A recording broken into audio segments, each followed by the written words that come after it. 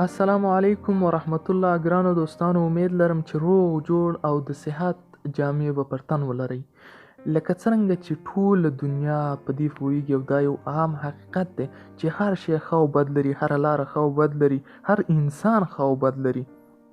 نو په تېره ویډیو کې ما تاسو ته د جیمیل اکاونټ جوړ کړی و. دا ځل تاسو ته په دې ویډیو کې زه ښایم چې څرنګه بیرته د جیمیل اکاونټ تاسو ډیلیټ کړئ. امید دی چې تاسو مثبت فکر اوسئ، پازیټیو فکر ولرئ په خپل ژوند کې او نورو ته هم چنان.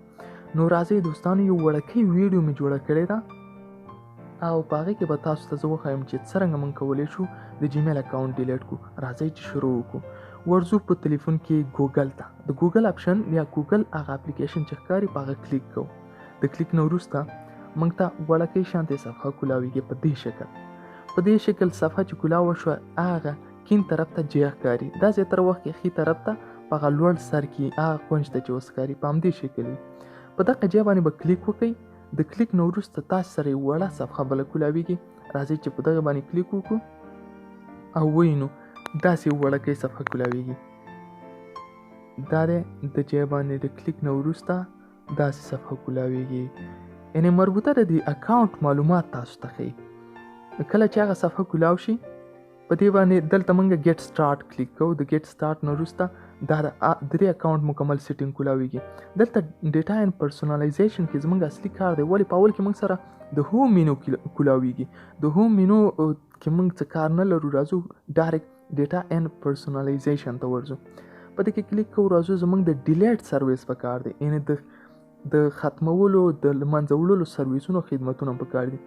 هلته چې راشو لیکلی دی ورته ډیلیټ یور اکاونټ، ډیلیټ یور جیمیل اکاونټ، ګوګل اکاونټ. په دغه اپشن باندې چې کلیک وکړئ دلته ته دوه اپشنه نور درکوي یا دوه وړاندیز ته نور درکوي، ډیلیټ یور ګوګل اکاونټ. په همدې باندې چې کلیک وکړئ دې نه وروسته تاسو سره ستاسې اکاونټ ډیلیټ کیږي، خو لږ پروسس نور غواړي. په هغه باندې د کلیک نه وروسته داسې یو صفحه د تاسو سره کولاویږي. په دې کې تاسو نه غواړي ستاسو هغه مربوطه ایمیل هغه د ایمیل پاسورډ تاسو ورکړئ تر څو تایید شي چې زه غواړم اینده ایمیل چې په ایندې پاسورډ باندې ما جوړ کړی له منځه ویسم. هغه پاسورډ دوستانو تاسو لیدلی ما چې په تېره ویډیو کې کوم ایمیل جوړ کړی غواړم همغه ایمیل اوس له منځه ویسم. دا د دوستانو له منځه لاړه. په دې سره دلته ته اپشن نه اړوئ چې دا سیف کوئ دا پاسورډ ځان سره نه سیف کوئ. زه سیف کوم یې ځان. که بل اکاونټ تاسو سره په تلیفون کې کولاو نو هغه د کنټینیو کلیک کوئ، هغه به سره کولاو پاتې شي. یا بل اکاونټ تاسو که چیرې په تلیفون کې لرم او که نه نو بیا بل جوړوئ.